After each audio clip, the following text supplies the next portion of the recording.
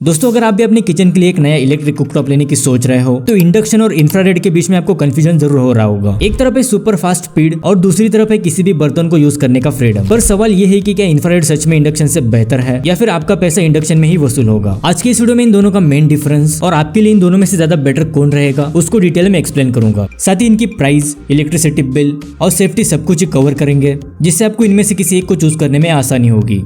वैसे कुछ लोगों के मुझे कमेंट्स आए थे कि आप जो प्रोडक्ट्स को यूज करते हो उनको कहां से बाय करते हो। तो मोस्ट ऑफ मैं सभी गैजेट्स को फ्लिपकार्ट से ही बाय करता हूँ क्योंकि रिटर्न और रिप्लेसमेंट इजीली हो जाता है। ओवरऑल एक इन्फॉर्मेटिव वीडियो होने वाली है, इसे बिना स्किप किए लास्ट तक जरूर देखें। So my name is Ashish and let's start the video. सबसे पहले इनकी वर्किंग को समझते हैं क्योंकि वहीं से सारा खेल शुरू होता है। इंडक्शन इलेक्ट्रोमैग्नेटिक फील्ड पर चलता है, मतलब ये बर्तन को डायरेक्टली गर्म करता है। इसका ग्लास सरफेस गर्म नहीं होता। इसका सबसे बड़ा फायदा यही है कि एनर्जी वेस्ट नहीं होती। वही दूसरी तरफ इंफ्रारेड एक हीटिंग एलिमेंट को यूज करता है जो पहले ग्लास टॉप को गर्म करता है और फिर वो हीट बर्तन में ट्रांसफर होती है। इसलिए इंफ्रारेड का सरफेस काम करते समय एकदम लाल हो जाता है। अब बात करते हैं इनके बर्तन और कंपैटिबिलिटी की। तो यहाँ पर इंडक्शन थोड़ा सा पीछे रह जाता है। इस पर आप सिर्फ वही बर्तन को यूज कर सकते हो जिनका बेस आयरन या फिर स्टील का हो। अगर आपके पास पुराने एल्यूमिनियम या फिर मिट्टी के बर्तन हैं तो वो इस पर काम नहीं करेंगे। लेकिन इंफ्रारेड यहाँ पर एकदम ओपन है। इस पर आप एल्यूमिनियम, ग्लास, कॉपर या फिर मिट्टी के बर्तन को भी रख सकते हो। बेसिकली जो चीज आप गैस पर यूज करते हो वो सब यहाँ पर चल जाएगी। अब बात करते हैं एफिशिएंसी और सेफ्टी की। तो यहाँ पर परफॉर्मेंस में इंडक्शन क्लियरली विनर है क्योंकि ये सुपर फास्ट है। इसकी एफिशिएंसी लगभग 90% होती है। सेफ्टी के मामले में भी इंडक्शन आगे है क्योंकि इसका सरफेस गर्म नहीं होता तो जलने वगैरह का डर नहीं रहता। वही इंफ्रारेड थोड़ा स्लो प्रोसेस है और क्योंकि इसका सरफेस काफी देर तक गर्म रहता है तो जलने का खतरा ज्यादा रहता है। क्लीनिंग में दोनों ही इजी है क्योंकि दोनों के ऊपर आपको ग्लास टॉप मिलता है। लेकिन इंफ्रारेड पर खाना गिरता है तो वो तुरंत जल जाता है जो साफ करने में थोड़ा सा मुश्किल हो सकता है। अब बात करते हैं पावर और प्राइस की। तो दोनों ही डिवाइस 1200 वॉट से लेकर 2500 वॉट के बीच आता है। इलेक्ट्रिसिटी का बिल दोनों में लगभग सेम ही आएगा पर इंडक्शन फास्ट होने की वजह से थोड़ा ज्यादा एनर्जी एफिशिएंट है। प्राइस की बात करें तो अच्छा इंडक्शन आपको 1500 रुपए से लेकर 3000 रुपए के बीच मिल जाएगा। वही इंफ्रारेड थोड़ा सा प्रीमियम होता है। एक रिलायबल मॉडल आपको 2500 रुपए से लेकर 4000 रुपए के बीच मिल जाएगा। अब बात करते हैं फाइनल कंक्लूजन की। आपको इन दोनों में से कौन सा लेना चाहिए? देखो अगर आपको फास्ट कुकिंग चाहिए, सेफ्टी आपकी सबसे बड़ी प्रायोरिटी है और आप इंडक्शन बेस वाले बर्तन खरीद सकते हो तो आग बंद करके इंडक्शन को ले सकते हो। ये मॉडर्न किचन के लिए काफी बेस्ट है। लेकिन अगर आपके पास काफी पुराने एल्यूमिनियम के बर्तन है, आप उनको रिप्लेस नहीं करना चाहते और स्लो कुकिंग से भी आपको ज्यादा प्रॉब्लम नहीं है तो इंफ्रारेड को आप कंसिडर कर सकते हो। तो ये है इंडक्शन और इंफ्रारेड कुकटॉप का मेन डिफरेंस